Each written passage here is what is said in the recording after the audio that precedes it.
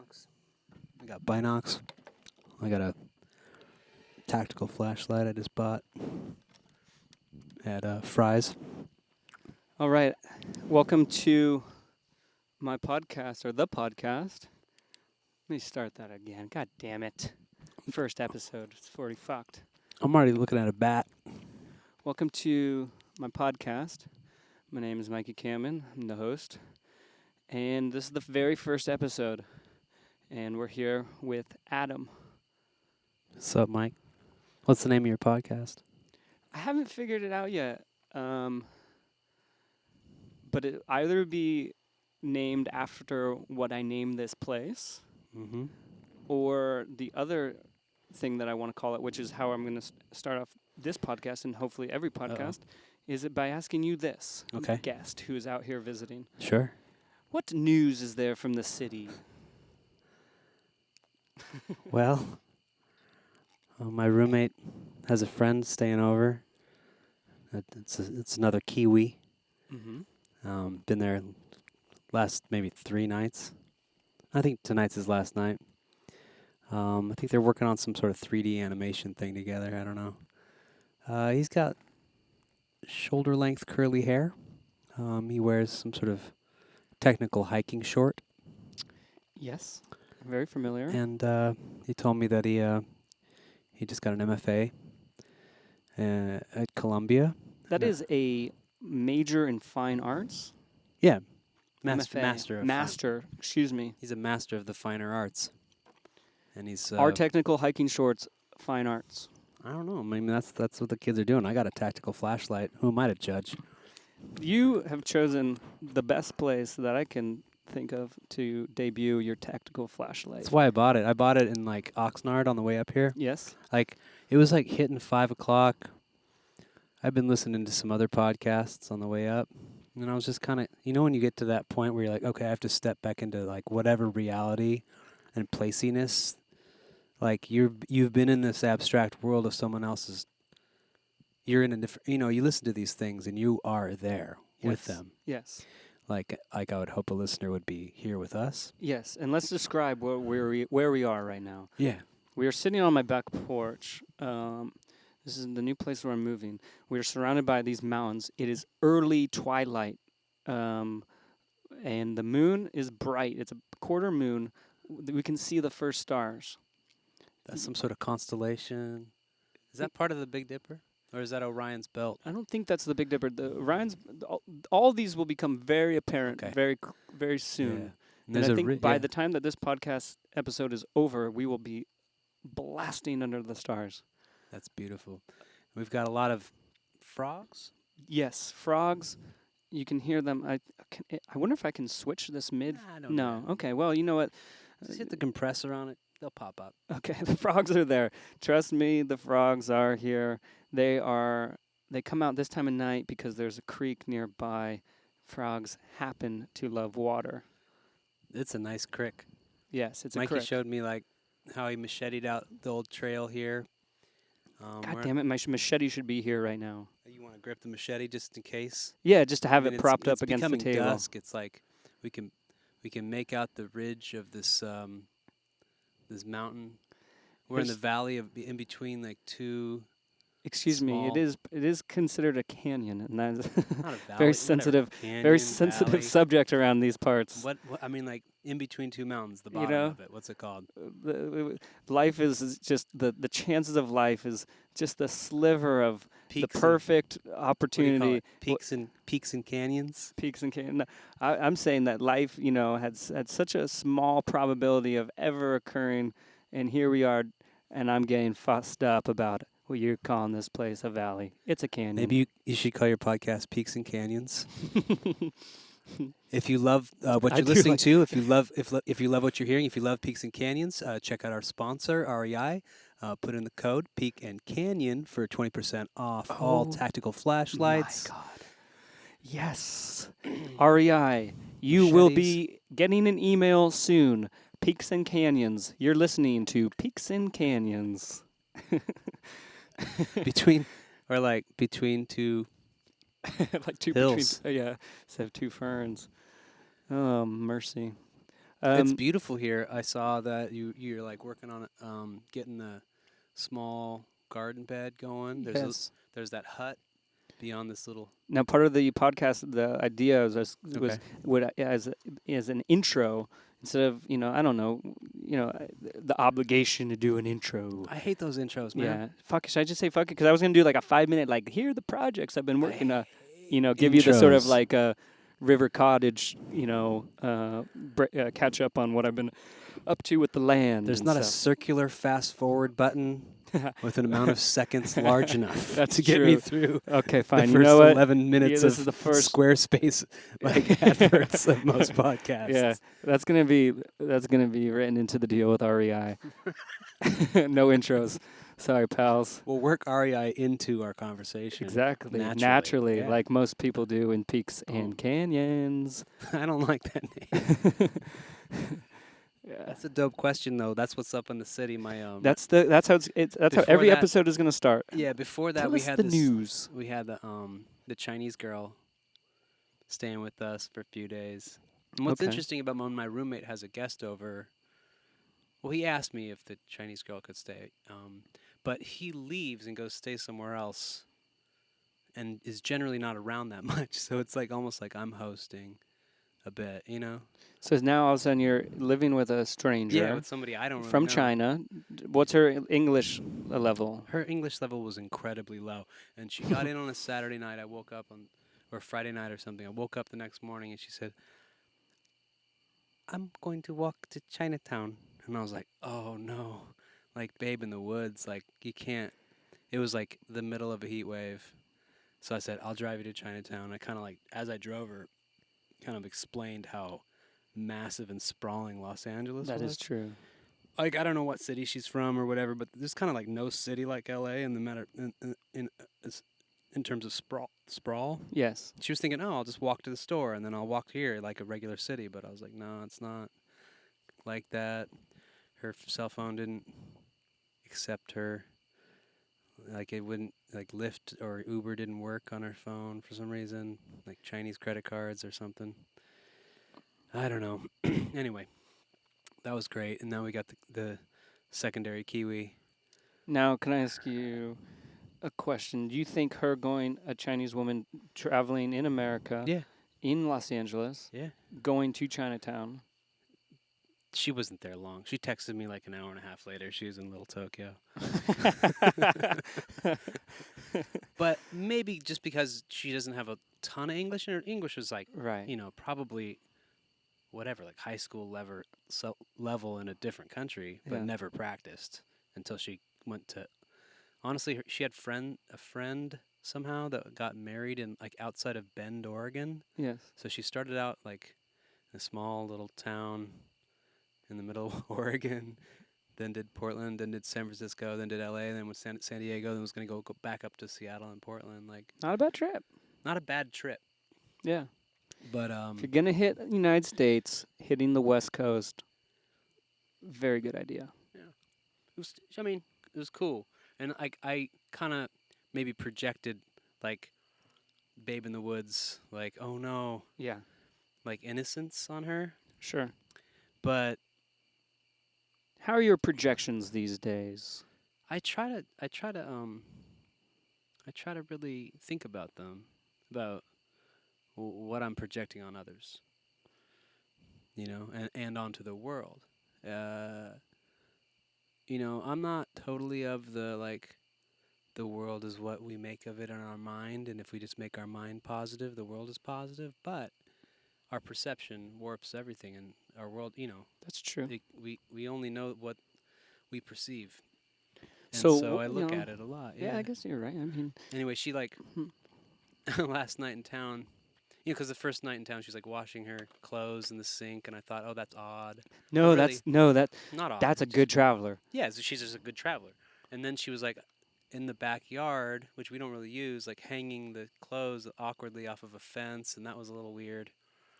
And I Oh, thought- like hanging them to dry. yeah, You was don't want to do that in Los Angeles. yeah. I was like, that's but these are like little rookie mistakes or something. I think I complained to you recently about the amount of grime that had collected in my house, inside my house, in a 10-day span that I was away from home.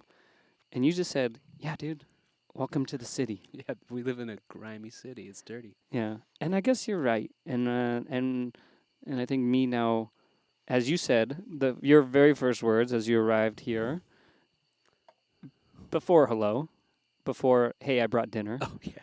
was, "What are you running from?" And I said, Yeah, it's a long drive, and you got to go down like that "Yeah, windy road. it's And you're like, very you feel very remote. My very cell phone remote. reception went out. There's no reception out here." And I said, "No, you have it wrong. What am I running into?" Because I believe in my heart, for me now, Yeah. in this chapter of my life, that I am going into the zone that I need to be. You're like finding your true zone. Well, how old are you? 30 years old. 30 years old. Okay. So You're you know, 40 years old. I'm 40 years old. We got a decade between us. Sure, but And not even separated that far. I think we're both when's your birthday? April 30th. Oh yeah, March 27th. Yeah, so we're kind of right there. Yeah, but 10 you're going years. like you explored a lot. You've explored a lot. You've probably explored more than anybody I know. You've traveled. You're like a travel junkie, right? Was, yeah. I mean, I Was. am. I still. Was. If you presented me the opportunity to have some sort of job or I don't know, any experience, whatever it was, where it was like, hey, listen, the next 10 years of your life, you will continue to travel as much as you did for the last 10 years of your life, I would say yes in a heartbeat. Like you're gonna make sandwiches in St. Petersburg. 2 months. I'm there. Boom. I'm there. You accumulate these different options, right? Yes, you see the same thing from different perspectives, right? What's the same thing? That the day-to-day experience of being alive. Wouldn't some people say the same thing as you, Mikey? What does that mean? What does that mean? Well, you like I traveled all around the world, and there I was. Right. Or whatever they say. Right. Like, well, that is kind of half of the irony is that it takes, it does take, through those experiences, you come back, and all of a sudden you're in the same place that you always ever were, and you're rediscovering those things. But somewhere like in the back of my head, I know why those suddenly have a newfound meaning for myself. Yeah. Maybe that's a pretty personal experience. No, I mean, it's like, I was just thinking, like, if you don't Photoshop cut out the human and put it in a new background, you don't really know where you begin or end and your environment begins and ends. And by switching your environment, switching your context, you know which parts are you and which parts are the world a little bit better. Yes. Like if you don't change the channel and Max Headroom's face is in the middle of each channel, you don't really maybe know you're camouflaged in your own if you never change. If I had never changed the channel, if I had been born in the same place and been part of a small town community, been always surrounded by my family members, right, sign me up for that. The minute I leave town for the first time and all of a sudden I'm introduced to a new way of life, right, show them all to me. Like once you open that door. Once the door's open, I mean, once you know that the door even exists. Is that door privilege in some ways? Well, definitely. That's a tough question. That's a tough question. Sorry. Because it's real. That's a real question.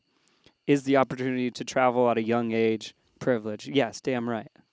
Is it something that people, if they were really inspired and motivated, could potentially choose to save up for and make choices in terms of like, I'm not going to spend money on this thing. Or walk across a jungle to do because they have to.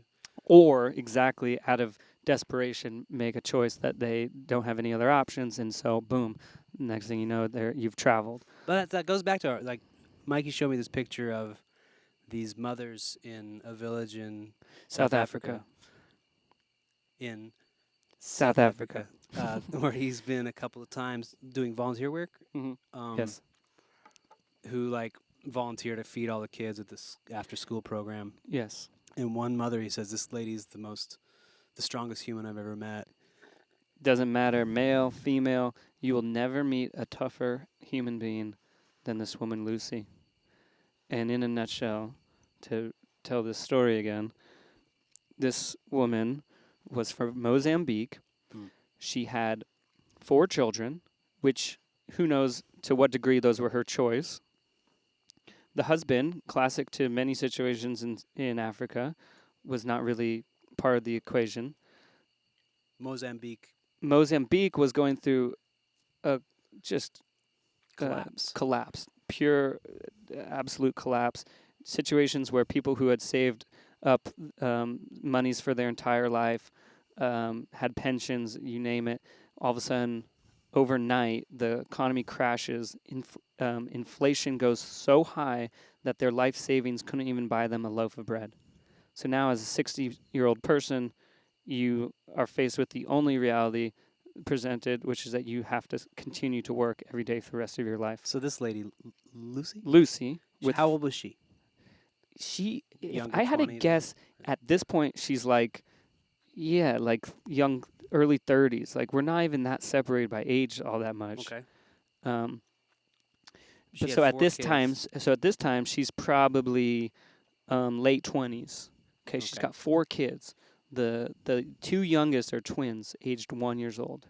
Mozambique goes collapse. Mozambique collapses. She, out of desperation, knew that she had a cousin in South Africa. South Africa, a country in Africa that, while still faced with many problems, is way better off than most countries in Africa. It presents opportunities for work, et cetera, et cetera. She knew her cousin was living in. She knew her cousin was in the region, the Limpopo region.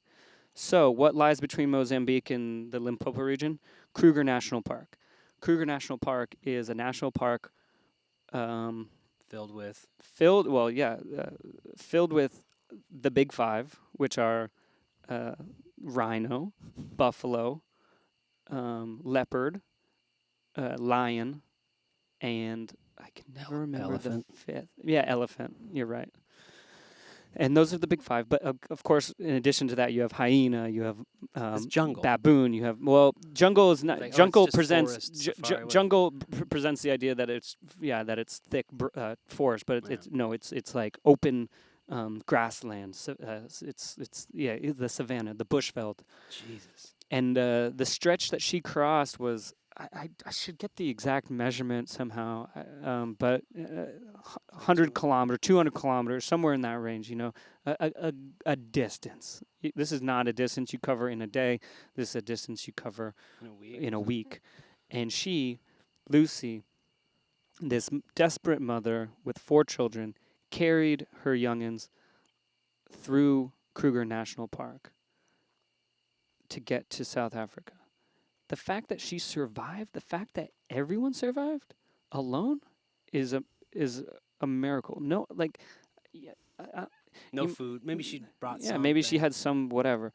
But she arrives in South Africa in the Limpopo region, and This is the short story of the version. This is the short stories. Yeah, exactly.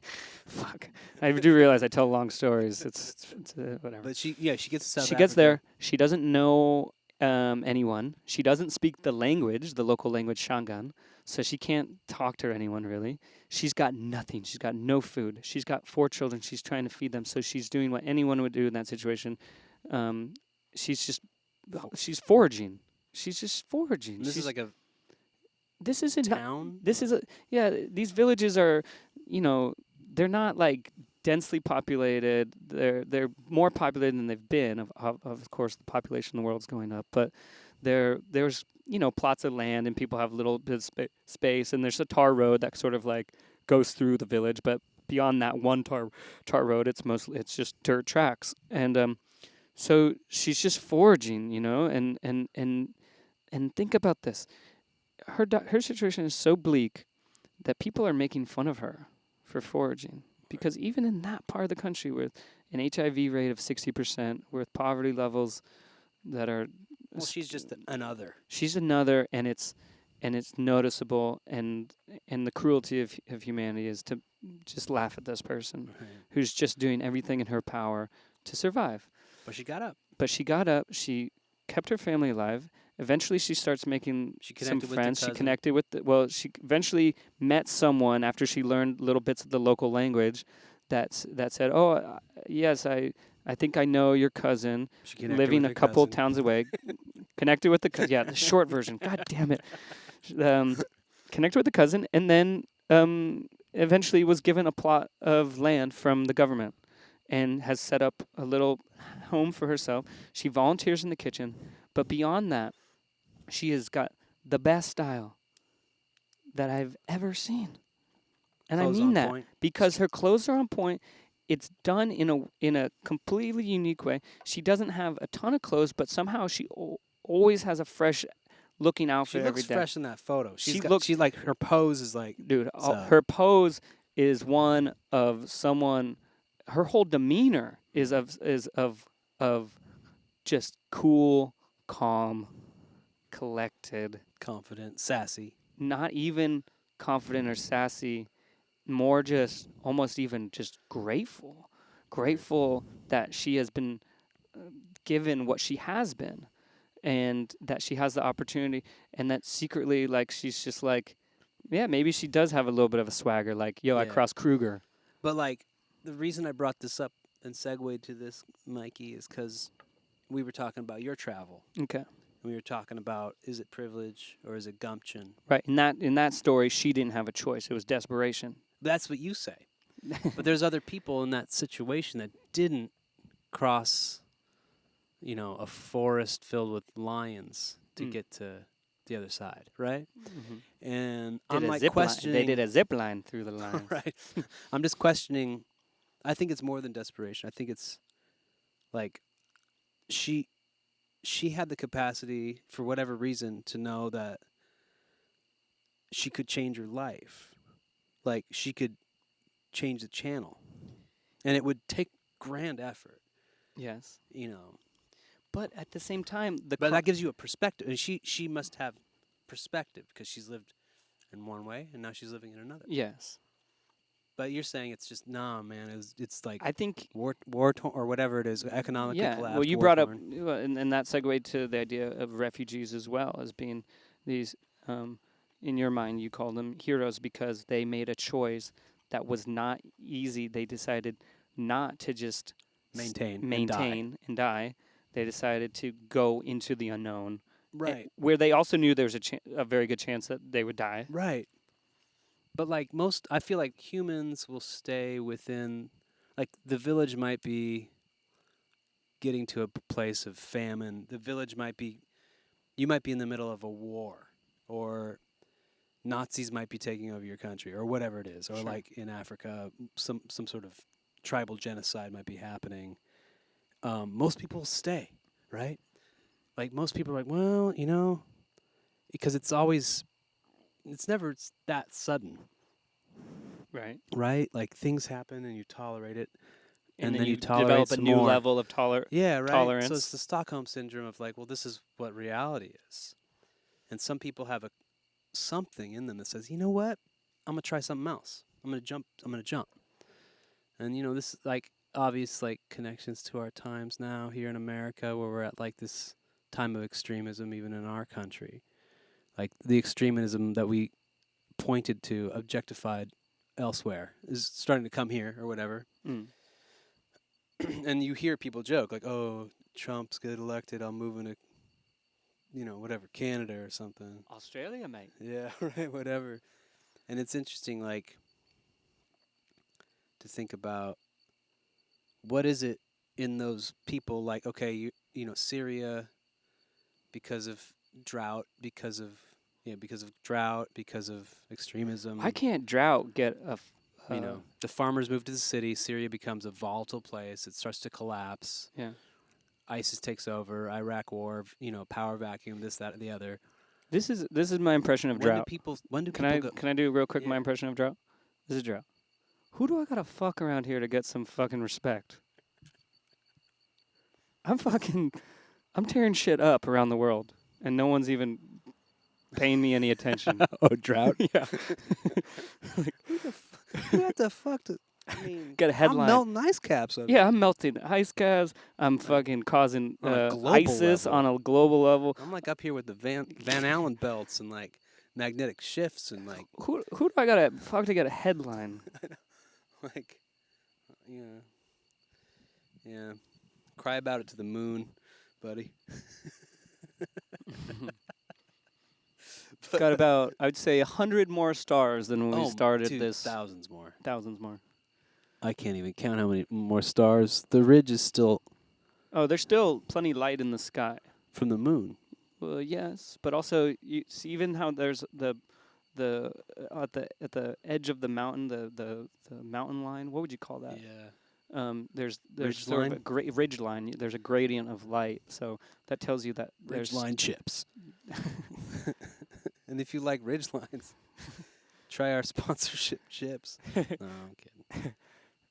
I got hit by mosquitoes hard. Just- BTW. just in the last. Just since we started. I told you. I it's put no the sweater joke. back on. Oh, you had it off for a second. Yeah, I didn't even notice. it doesn't matter. No Zika. That's how engaging no this Zika. conversation is. No Zika. Anyway. Now, it's either that's how engaging this conversation is, or that's how long the Mozambique story was. No, but I just mean like transformations. You know, this comes back to like when I got here. I was like, you moved out of the city. 70 miles out. Yeah. Takes, with traffic, yabba dabba dabba amount of time to get out here. And, I guess we have the privilege in California of like being able to drive for an hour and a half and being in this sort of environment. True. Or something like it. But like you, Mikey, always have a propensity to be a little bit out in nature. Are you a city boy? Or are you a country boy? Born in the city, made in the country. Yeah, like so you were born into city life, right? Where were you born? Los Angeles, California. Right. See, and I was born in more of an environment like this, in Monterey, where I'm right. surrounded by natural beauty. The awe of natural beauty is like the selling point, literally, of visiting there, living there. Mm-hmm. And the small town mentality that I see in like Ojai Ventura at the gas station as I drive by, I'm like, oh man, that's what I ran from to get to a more cultured place. Like, I wanted to live in New York and Portland and LA, to be around like not just people that watch cable and that's all I know or whatever. I wanted more input. I always thought there was like more knowledge in the city, more culture. Well, there is. I mean, there's no denying that. So that was what I ran to, right? I will admit I am in the honeymoon phase of this time. I haven't even officially moved here. Right. I've just been spending time here fixing it up before I make the full move. But I do know enough about myself, I believe, that I do well in this environment. I do well with space. I do well with quiet. I do well with solitude. With nature. I do well with nature. And a big part of that is that everything that I do see and experience exposed to in culturally in the city, I carry with me here now. Right. So, and I can almost make the argument that most of the time I can full. get overwhelmed. My cup overrunneth Right. in the city very quick. So that bucket was full. The bucket was full. It's time to pour that bucket out into the ground and grow some stuff. So like in my trajectory, my life, my like Big Sur awe of nature bucket was very full by 18 or whatever. Like I'd seen enough of that. I wanted to move to fucking Portland, which in '94 was like. Well, oh man, like can you tell us like, come on, '94 Portland? Tell us some '94 Portland. Well, because, the whole city let me smelled of beer. And if you wanted to see a rock and roll concert, you had to go to the record store and look at the flyers on the. I got to Portland in 2008. That's I was 14 years later. 14 years later, I was late to the game. I feel like I caught after college. Yes, after college, I feel like I caught still a piece of the old, a taste of the flicker. old, the last flickering light of Portland. Well, I'll say this: like my own private Idaho. So now, era, So now, give us okay. Like my own private Idaho era was like before me by 5 years. So if you watch that film, have you seen that film? Yes. The Gus Van Sant Of film? course. Like, you see Portland in its true, almost abandoned Detroit status. Wow. You know what I mean? Like, he depicts it as, like, a roving band of junkie gigolos, Yes. you know, and, like, the old weird loggers that you might imagine from, like, a Twin Peaks fantasy of the Still Northwest. existed. That definitely was, like the Twin Peaks slash My Own Private Idaho. Like, whoa, this is the wildest of the Wild West. These are remote, weird white people who've been here. Yeah. And then there's just like the awe and the terror of like the natural, undeveloped world was still like what it was. It was like rough and tumble. And like Portland being a port town and then like kind of declining into like its weird warehouses abandoned into like You could filling with crusty punks and my weirdos. friend who lives in LA now. He lived in Portland for a good run, a decade or something in that 90s. Yeah, yeah. And he said he had a warehouse with his friends. The rent was $150 a month for a warehouse, basically. Yeah. And they could just do whatever. Yeah. Yeah, so I mean it was like absolutely economically decrepit. But not completely. It was still the center of an entire state. Sure. So it was a little town. It was a city. I thought it was beautiful. I thought the bridges were beautiful. Like the structure of it, the bones, the skeleton were there, and it felt full of potential to this 18-year-old driving over the bridge in a little tour bus of like high school kids going on a college tour, the Northwest colleges. I crossed that I-5 bridge. Yeah.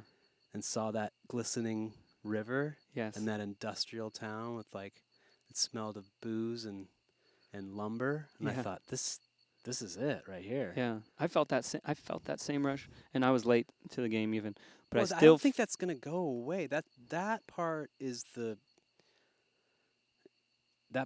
gonna stay, even if they like build 20-foot condos all along the riverfront and completely like. Oh man! Like brutalize that town. Can I tell you something I saw recently? Yeah. That was the comedian Jason Traeger, old friend of yours. Yeah, I know Treg. Right. So he actually was before he was a comedian. What was he? A musician? A bunch of things. Bunch of things. Okay. Yeah, yeah. Well, he musician, artist. He got a BFA, maybe an MFA. That would be a major in fine arts, master. That was later. Right. So Traeger, comedian now, that's how I know him. Mm-hmm. He posted a photo on Twitter that was of a one of these new condos in Portland that in their big windows had put up these poster block letters, Black Lives Matter. Oh man. Without having the full awareness. Yeah. That like to know that what that condo replaced was a thriving nightclub for the black community that existed in Portland. Which only existed there because it got pushed out of the way to build highways and a hospital. Exactly. I mean, like, the history of, like, this is the black stupidity. displacement in Portland and the racism that almost was inherent in the laws of that city are pretty fucking disgusting, actually.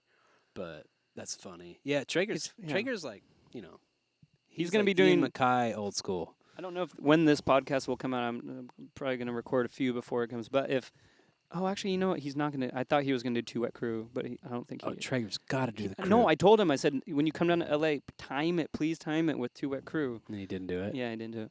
I think he might smoke the weed these days. Oosh. Yeah, man, he's got to do the crew. Shouts out Jason Traeger. You guys should find him online in one of his forums. Traeger. Very, very funny. His comedy's on point. I feel like in his 40s, he found his zone. Like, he searched throughout his 30s. You know what? As you might say, bless up. Bless up. Yeah, I mean, like, bless up, man. Always forward motion. Always forward motion. I hope that in my 40s I find a zone. Yeah, I hope in my 50s I find a new zone. They don't want you to keep changing. Yeah, exactly. They don't want you to grow. So we're going to grow, and we're going to change. Yes. That's a little Khaled. Honestly, I saw the Tony Robbins documentary on Netflix. Yes. And that, I mean, what an exquisite American charlatan. you can't pack that much therapy into like a 4-day trip with him. Like the most poignant is him like on a personal trampoline on the second story of his mansion in Palm Beach on the island, looking east as the sun rises or whatever, just jumping to pump himself up. And then next scene is him in like Boca Raton or something at the huge pink like resort that his convention is at, and backstage he's got another personal trampoline which he again pumps himself Wait, up. are you talking about those like the The three small the ones. 3 foot diameter? Yeah, the 3-foot diameter. He's just jumping up and down. It's like, dude. But he sits on stage for like 8-9 hours. Yeah. It's just crazy. But and like any guru, He is considered a making money, guru. like any guru or self-help advisor making money. Like if there was no truth, if there's nothing that helped people even a little bit, it would fail. Like Sure. Scientology would fail if the auditing process wasn't somehow effective to get to the roots of people's traumas or whatever. Like that's the core. That's the hook. Hmm. And with Tony Robbins, self empowerment and the positive push, PMA, whatever it is that I don't really know. Anyway, if it didn't have an ounce of truth, he wouldn't be a millionaire. If it didn't actually, people would stop giving him money for his like tapes, like back in '87. But he's got something that people like, and he's got a lot of capitalist gumption, which you can criticize and lampoon, which this seemingly very surface level documentary kind of does show. But he approved it, the message. But in no way is like glossing over how, as an intelligent person, you can be like, whoa, this is kind of like, he's kind of like not that unlike the Tom Cruise character in like Magnolia. I mean, it's just, Right. I think isn't that? I mean, even I think that that Magnolia character actually. oh, it's probably based on. Based off. Yeah, of, yeah, right? absolutely. And it's funny that Tom Cruise even has that amount of knowledge to know that even as he is like the spokesman for a cult, Yeah. he can lampoon a cult. Anyway, what I was going to say is I'll take DJ Khaled over Tony Robbins any night of the week because, bless up, #1 album in America, positive, I respect. It took me a while. I gotta admit, it took me a while to right? get used to the idea The of bombast. yeah, the bombast, and also just the sort of extreme. It's, Commercialism? well, no. I want to say like not arrogance, because it's not. Yeah, it's the same arrogance as it is arrogance. It It's is Tony arrogance, right? Tony Robbins Being the #1 this. The yeah, number but Tony one Robbins has that arrogance. That's what they sell. Like, that. Right. and for people, what they realize as gurus is that people need to see your arrogance. This is something that Bhagwan, with his 80 Rolls Royces, realized too, in which people are constantly Break off critical. Bhagwan, because this is the cult that was in Oregon, correct? Yeah, yeah, the Rajneesh Rajneesh. Purim in Antelope, Oregon. Anyway, and Had he, 80 Rolls Royces. yeah, Okay, that is anyway, that okay, his whatever. followers gave him. He didn't own them. Yeah. Like they scheduled him to drive one every day. But they were gifts. Anyway, that sense of but Osho Bhagwan wore crazy outfits that were garish and like arrogant.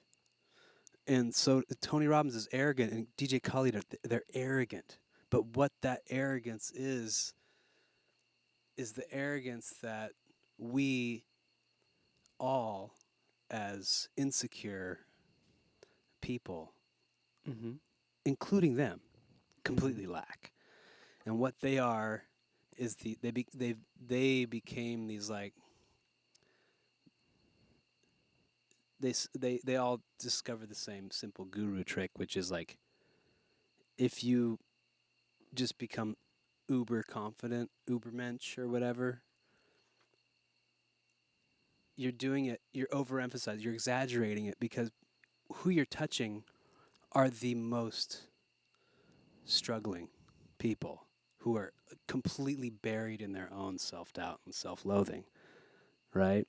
That's why Khaled appeals to minorities who listen to hip-hop, which hip-hop in its essence is arrogance, aspirational arrogance, because you're talking about people that come from nothing. Yeah. And so he's like the extension of that hip hop arrogance of like aspirational inspiration Mm-hmm. to like a guru status. Like Jay-Z can be some sort of guru or a guide to somebody to get from rags to riches. For me, Jay-Z's not a guru. I don't know. Well, I'm just saying, rags to riches. I had a personal experience with Jay-Z. I understand. I told you this story? No. Okay, I'm going to keep it short. Worked on a Jay-Z music video. I'm setting a timer. Worked on a Jay-Z Stopwatch. music video for the song with Justin Timberlake. Okay, I don't know the song. It came out on. Boom. I don't. How many times did Jay-Z retire? A couple. Couple. So this is maybe the second comeback, and this song is that Jay-Z? Sure. This song is about how hard it is to be so successful. How no one understands how isolating it is to be at the top, to have the mansion, to have the pressure, Right. to have it all. Uh-huh. So that's the concept of this song. Right. The music video is essentially we shot down in the Park Plaza Hotel in Los Angeles, which is used for countless films. Okay, I guess. I know. I'm on the timer. Yeah, God yeah. damn it. On a timer. Okay, so it's this giant space that is being... The point is that the song is about, it's so hard up here being Yes. successful. Nobody understands how lonely it is. Yes, and it's about the throne, and so they found this old chair that's like a decrepit chair, but it's clearly like an old throne, and that's all the furniture that's in this giant room that's is part of one room in his mansion. And the director, who was kind of a dick, he's a big like I'm on the timer. God damn it. He says, I want a TV up in the mansion or in this room, which is upstairs up this 100-step staircase. And this TV is an 81-inch rear projection big screen. Right.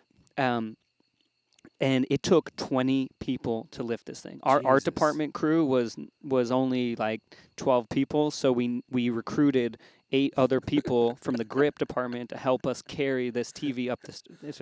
Now, again, we're on a time crunch. These music videos are shot in one day, so they yell cut on this one scene. We have to carry this TV up to get ready for the next shot, and so the whole production is halted while 20 people lift this 81-inch TV, and we're going up the stairs, and we're like a crew of like carrying one of the blocks that they used to build the pyramids, and we're going, Some ancient we're like alien heave, shit. heave, Right. like each step, heave. No one And- knows how they got such heavy things. Yeah, I tell you, they Up did it on the backs of poor saps, Right. And so we're carrying this thing. We're like, we get to we're like, we can do this. We get to the top. We're like, yeah, we did it. And Jay-Z is sitting there the whole time, Not helping. not helping. What a dick. What a dick. We've been told, please don't look Jay-Z in the eye. Right, I've heard this one. Okay, that's not a joke. That came from the top. And we like in this moment of 20 men who have just done this phenomenal task, we celebrate, Yeah. and they go, get that thing out of here. Because they're like on the shooting schedule. So we get it up there, we get it in the room, and then the director, so this isn't even on Jay-Z, but the director comes in and goes, I don't like it. Damn. It doesn't work. So now you don't like Jay-Z. Fuck that. No. I don't like Jay-Z because in the day that we were there, I never saw him say hi to anyone. I never No. saw him acknowledge. So Yeah. he's talking about how hard it is to be at the top. It's like, homie, if it's that hard, Just be friendly. then be friendly. Yeah, like dog. like try to connect to the people who Right. are helping your Right. Where's your vision. where's your grace? Yeah, where's your where's the appreciation? It's so hard to be gracious Yeah. and lonely at the top. Exactly. So that's my Jay-Z. Fuck Right. you. But on the other hand, Khalid, Khalid. look at his Snapchat. Any chance he gets, Yeah. he's just like diving into the fans. He loves the kids. And I think it's because he came from radio. He came from that like user-based thing. And he absolutely is so deeply, to the chagrin of his wife. If you see her on Snapchat, she's so annoyed because he's always on. But he feels that energy, of this fan's love, and like he knows that Well, that's who. it's a symbiotic Fuck relationship yeah, it's a symbiotic of relationship. appreciation. So if you follow him now he's in the Bahamas, Mhm. in a beautiful like Airbnb of some sort with his jet skis Right. but like It's a modern. he It's a like he modern. loves the kids. But it's a modern marvel Apparently. that we live in an era where, as an artist, you can be successful and live to the fullest in your lifetime while your work is coming out. I don't. I mean, Isn't that is isn't he that isn't is that he an true? artist in the sense of like? Well, we were talking about this because he doesn't actually make any music. He just kind of brings No, people he's a together. DJ, and like sometimes I think he makes beats, or he's like, oh, we should flip that. But mostly, yeah, he's a curator. He's an artist True. curator. Because of all this technology, we can live in a time where we get instant feedback even on a global level now. Yeah, sure. So that's like a modern marvel. Anyway, I'll take Khalid over Tony Robbins. As like I mean, honestly, like Khalid inspires me. If I'm being really real, like I struggle with depression. I Mhm. struggle with like motivation. I struggle with like where my life's going. Sure. I struggle, and I'm probably around the same age as Khalid, in midlife, 40. So And you like, compare, you do the contrast. well, and no. compare. I mean, like these things happen to people, and when they reach about this age, like I can see in him, I can see in like Kanye West, when you get to your late 30s and like the trajectories and the beliefs that were so foundational to your life Mhm. reach their conclusion, those axioms, those values of your 20s, those everything that you set up kind of reaches this point where okay, maybe those things don't apply anymore. Yeah. There's a crisis. What is What can I? Axiom Yeah, meaning well, yeah. like What does it mean? What's the um, definition of it?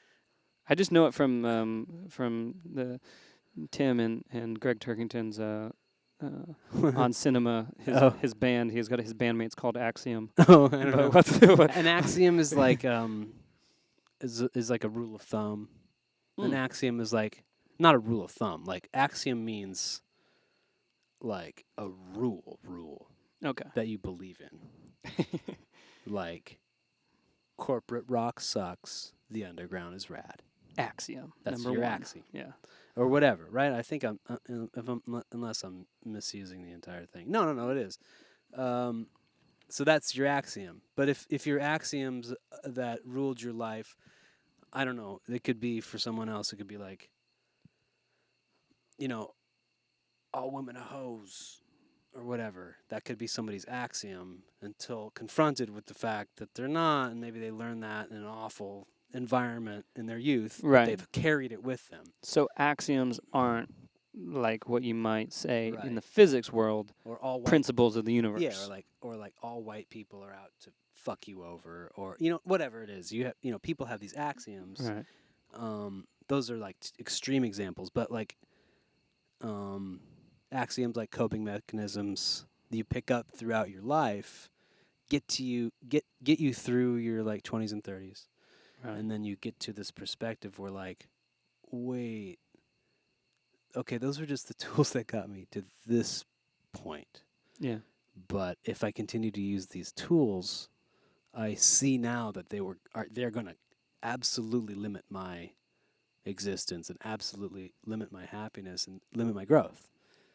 And that's when you see somebody like Khalid or Kanye or these existential moments, like those are yin and yang, right? Yeah. Or where Kanye, you hear that soul cry of existentialism and bleakness, and then like fake bravado and rage. Like, why won't people make more of my shoes so I can make more? Whatever it is. Or Khalid being like, I love everybody. Like, the fans are everything. Everything is love. Bless up.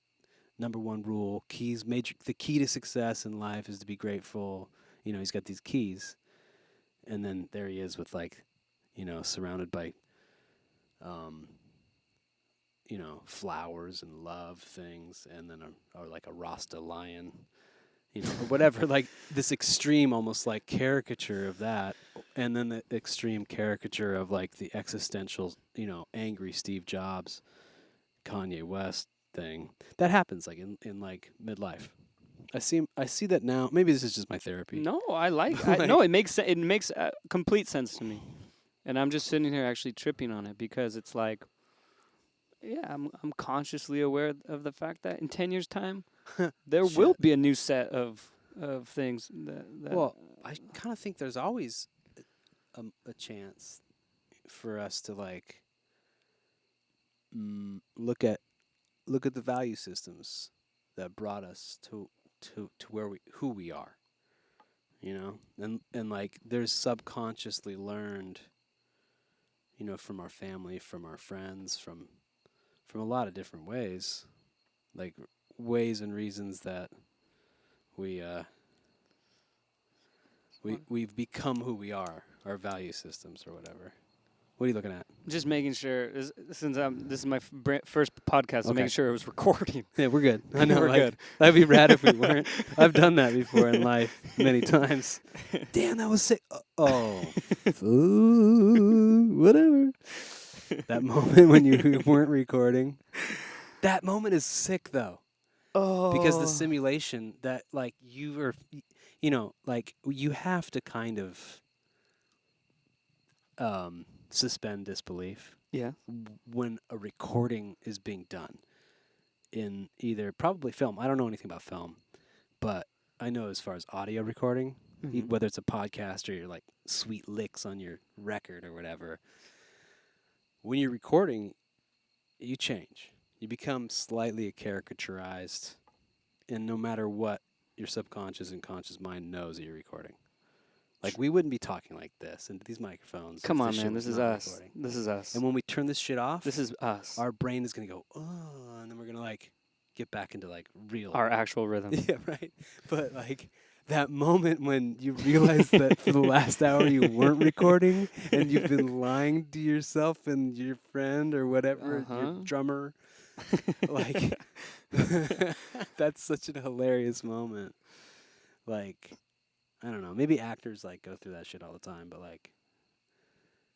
like switching, being on and not. Well, yeah. Well, there is the perspective as an actor when you nail a take, when you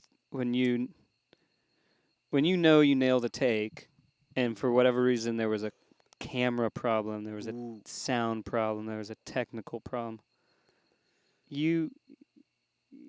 Oh man. Yeah, same with audio. Yeah. Same with music. I don't know if it's. I think because the nature of film, of acting, or whatever, you're just that you're not being yourself from the moment. From the moment Right. you're stepping into that day. Right. So I don't know. Maybe it's a little different than that. Maybe. I mean, maybe. I think musicians know when they're making music and not making music. Right? Mm-hmm. You tell me. But, radio, podcasts and stuff like that. Like there's this thing where you're like, we're talking.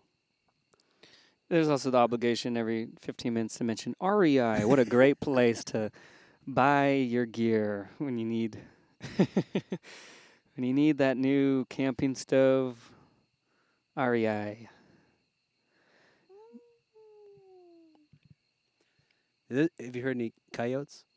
I have not heard any coyotes yet. I've seen deer. Yeah. I saw some deer. Hawks. Hawk. Bats. Bat. Mosquito. We Mosquito. saw some fish in the creek.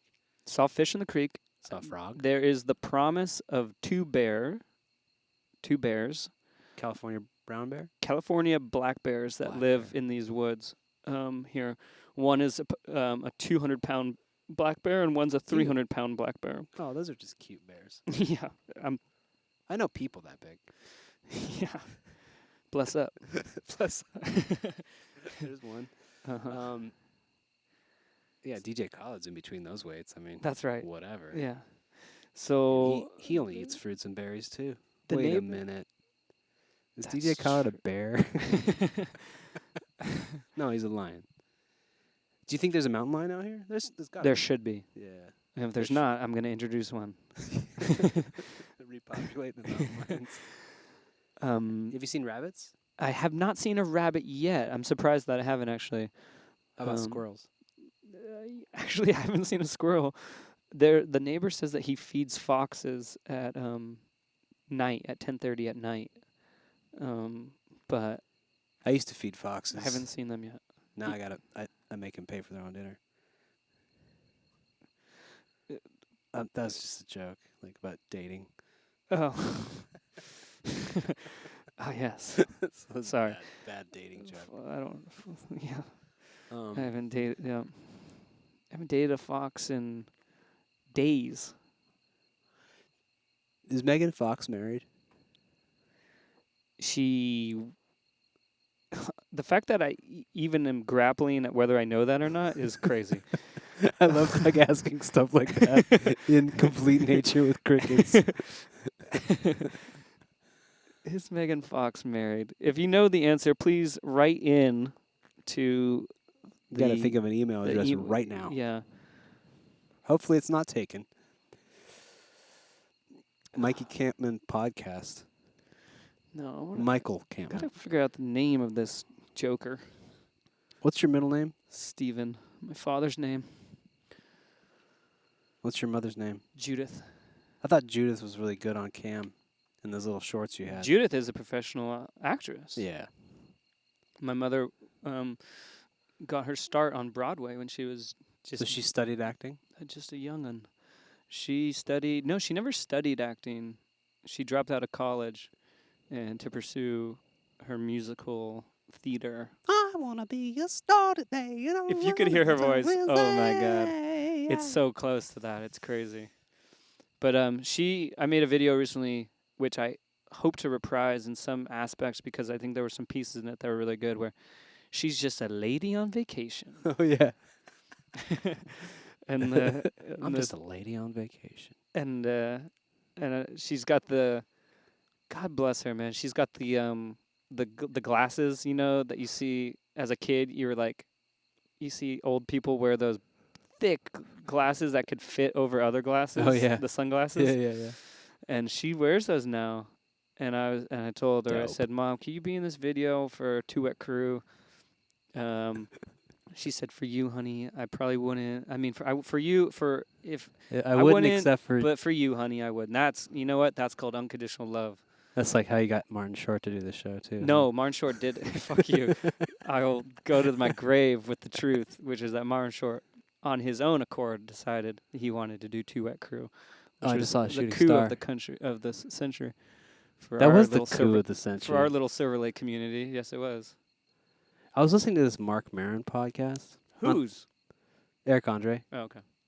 I thought you said I thought Martin Short did one for a second. No, and like they were talking about this concept, and I'm like your friend. I'm like some comedians' friends, but like I guess my friends who do comedy are alt comics. Sure. Yeah. I didn't know this concept. Yeah. Fuck. But I've noticed it when you get these guys at this Silver Lake, which to me, I'm not from LA, so like the difference between Silver Lake and like the Comedy Store is just a shade. Yeah. But this is like a fucking wall. Don't tell. Yeah. Like La Brea is this wall. Oh, big time. And they're like, oh, the alt crowd doesn't get me. And sometimes these dudes come with attitude.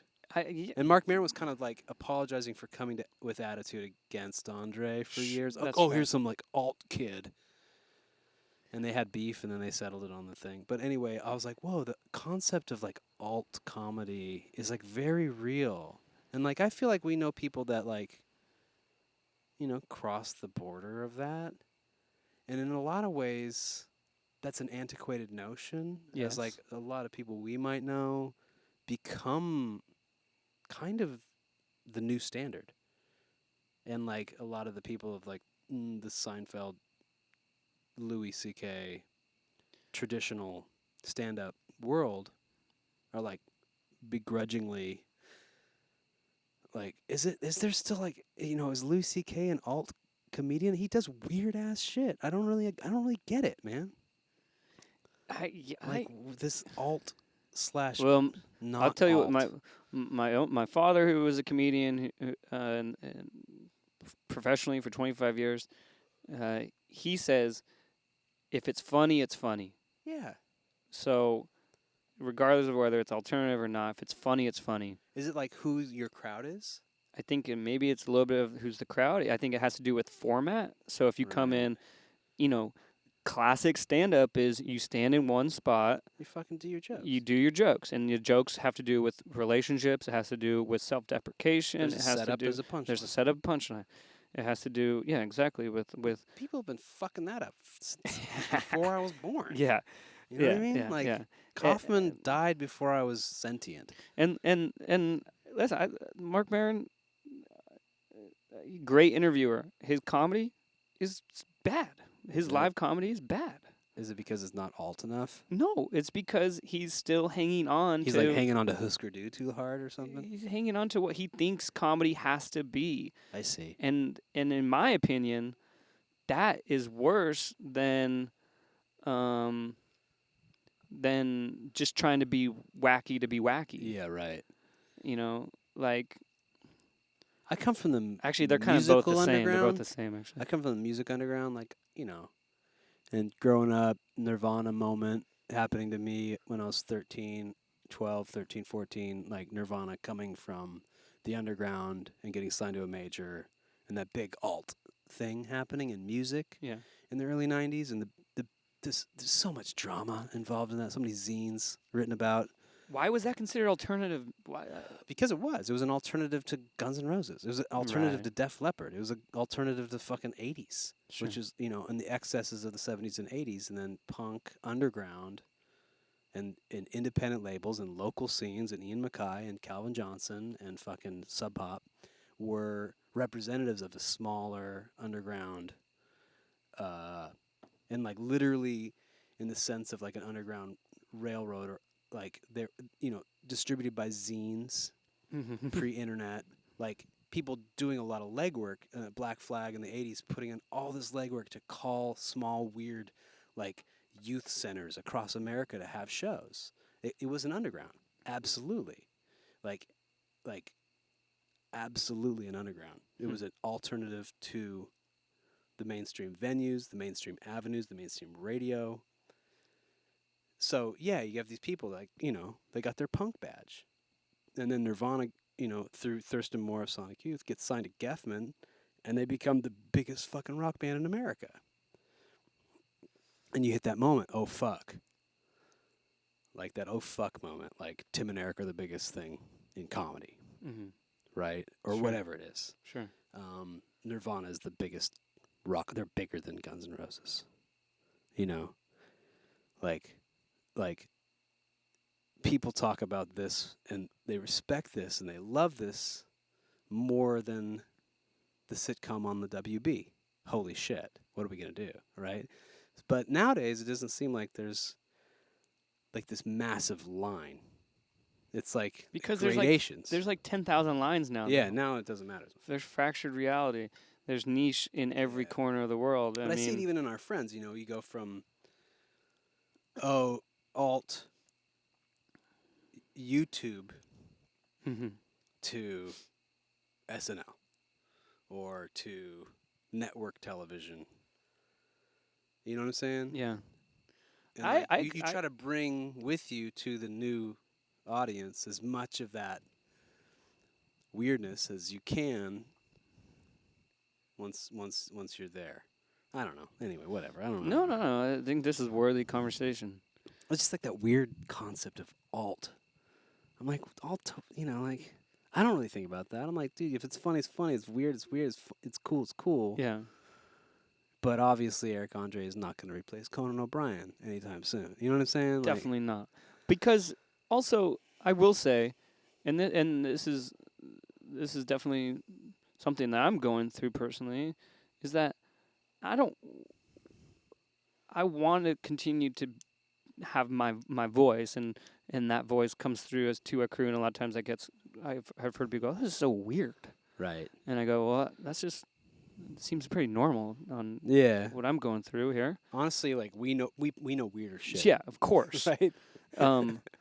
But at the same time, like, Like when you curate a night of videos, you're curating a night of videos that are weirder than Two-Way Crew videos. yeah. Right. But also at the same time have something to say. And I think I do personally, like with the future of work that I do creatively, I do want to be able to say something that can connect with the emotional experience of a of a larger group of people, Of anyone, yeah. of anyone. Like I don't want it to be completely buried in just weirdness or whatever. Like when you go and you see, a noise show, or you go and you see a kind of freaky performance piece or whatever. It's good to watch those things knowing that, hey, this doesn't have to make sense on a whole. Like maybe the artist who's Right. doing it has a sense of what it means as a whole, but as long as like some pieces resonate Right. with you, good.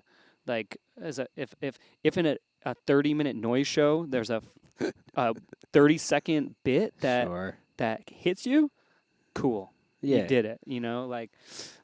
But I am like I grew up watching Seinfeld with my dad. Like Word. like that show is powerful. It's good. It's funny. That's Larry David. Yeah. But so I don't know. I Like feel you. Maybe that's what I think that's what maybe like someone like Mark Maron is saying. He's saying, because I listened to that Eric Andre interview as well, and he was saying, here's from his perspective, he's like, here's a guy that's just putting a what do you say, a microphone stand on his head just to put a microphone stand on his head. Yeah. It's like He's being a hater and he admitted it. yeah, he's being a hater. But yeah. going back to what you said about like a noise show or something that's just only for a select small audience, look Yes. at the history of hip hop. Uh-huh. Circling back to this theme. Hip hop was not for everyone whatsoever. It was started as an underground movement speaking of the urban black experience to urban black audience. And it's now become the main music in the world. True. Within our lifetime. Like within 35 years. Which is incredible to think of. That this underground form, like you listen to Schoolie D record and it's just like a noise record. I mean, it's so abstract. And at the time, you have to realize that's, if you weren't from that environment, it would have sounded as weird as a Merzbow record. Like, what the fuck is this? You know? And now that's the main idiom. That's the main language. And that's powerful to remember. Well, that's history, baby. Yeah. Things be changing. Things be changing, homie. Times be changing. And we got to keep discarding axioms. One of my favorite Brian, and I almost brought my oblique strategy cards to give you. And I just forgot.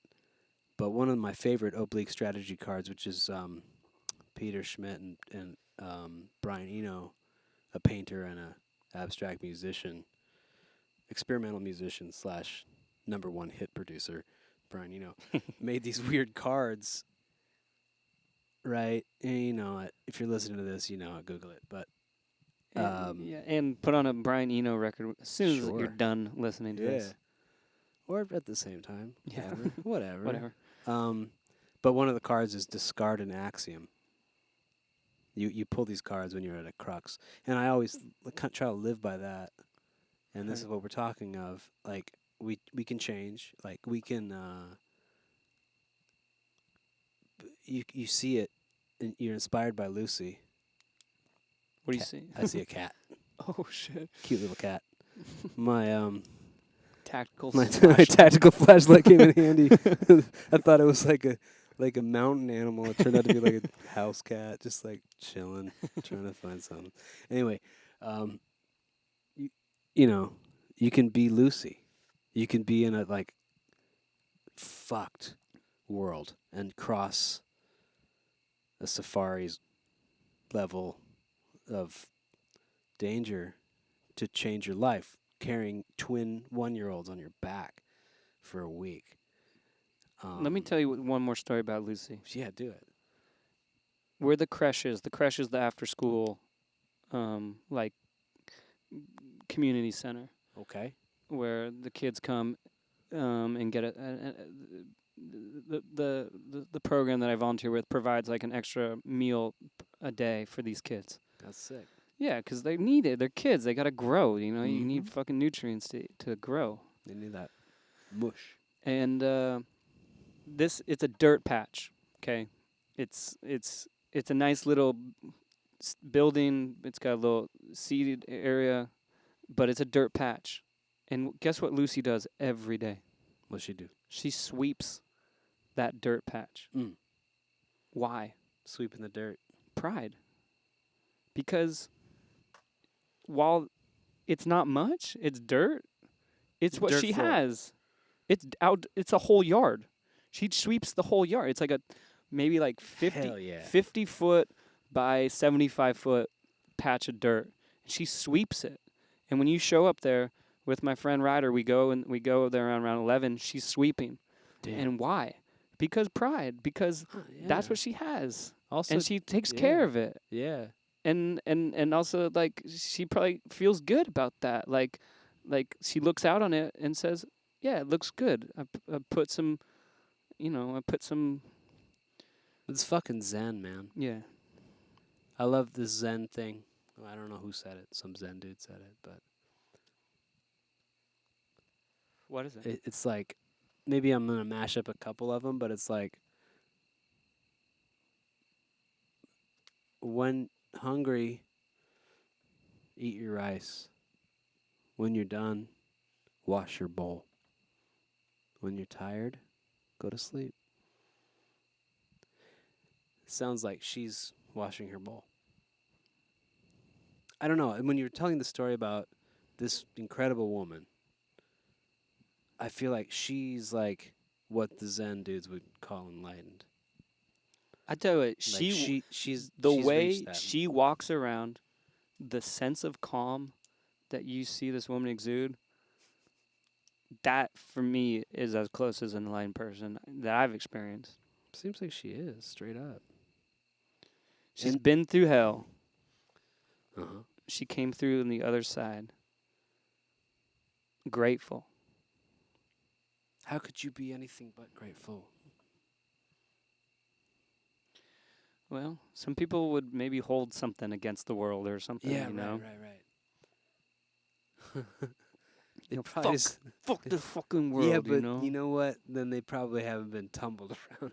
Yeah, that's true. Like, you gotta get tumbled around to hit that gratefulness moment. Like, Yeah. oh, I'm fucking grateful to be here. I get it now. Yeah. That's a beautiful story. I like Lucy, man. That picture of her. I mean, like, I saw her and I was like, damn, that's someone that you meet them, you look at that picture frozen, their essence, you're like, that's probably who you're going to judge every single potential wife or partner against for the rest of your life, dude. I was Yeah. like, that's wifey right there. You should wife her up. I got a crush on her, I'm not gonna lie. Straight. She's sexy. Yeah, she is. She exudes like just a sense of like, yeah, man. She's clear as the. She has the markings on her face, like the Mozambique, like they get these Oh yeah. like Little- little tattoo dots on their face. Dope. It's rad. You got to find yourself a Lucy out here in this urban jungle. I'm working on it. You know. I'm working on it. Yeah. Well, okay. Well, Are I we think good? this is a pretty fucking. Oh, damn, What's that the clicker that at? Tactical. I know it's so That bright. tactical flashlight. It's is so bright. the packaging said 250 lumens. I use. Okay, here we go. Oh, we're good. This is perfect. I What are think we at? 114. That's kind of clean. That is clean. Thank you for being the first guest on this podcast. That's an honor. I hope that, you know, One and done. like no, yeah, like you know the classic story about like, oh, I'm starting this series at this venue. You never want to be the first. Yeah, yeah. You never want to be the first Well, guest, Yeah. like on a new series, Well, because yeah. obviously it's just gonna get bigger from here. Sure. And then, like, you know, a year later, it's like, oh, yeah, you know, that was when we couldn't get anybody bigger. Yeah, yeah, yeah. Doug Pound actually complains about that a lot. Oh yeah, They Doug, always I've talked to Doug about this. Everyone He's like, always "Dude." hits Doug up to be the first, like when they're starting a new showcase, they're starting a new monthly show or whatever. Yeah, It's like, who we got? Let's hit up Doug. Yeah, hit up Doug first. He's like doing like number 2 or number 1. Yeah. And I was talking to my friend Brian about that too. He's like a classic, great, amazing DJ and electronic musician. He'll always do like the first of some dude's like new DJ night. Yeah. And somebody we know is like doing an anniversary show. Yeah. And was like, "Oh, dude, you got to do the anniversary," like Yeah. months ago. Yeah. But now it's like, "Oh, did I ask? Yeah. Did I invite you? Nah, man, we got some big names for the anniversary." It's like do the first do like the first one, and then like 6 months later it's like it's like popping off. It's like the number 1 show in town. Right. And it's like, oh, we'd love to bring you back, but you did it like 6 months ago, so we're Right. like you're deep in the rotation right now. It's like, oh, fuck you. So you have my promise that not only will I reference the first episode, go back and listen, I will also have you back again because you will be coming to visit, and that is the rule of this space. When I have a visitor, we will have a conversation. That's dope. So I thank love your you new for podcast. being here. Thank you, Adam. And, I love your new place. Congratulations on getting it. Bud. Thank you so much. All right, man. Okay, goodbye. Thank you for listening. See, now we're gonna go back to like really.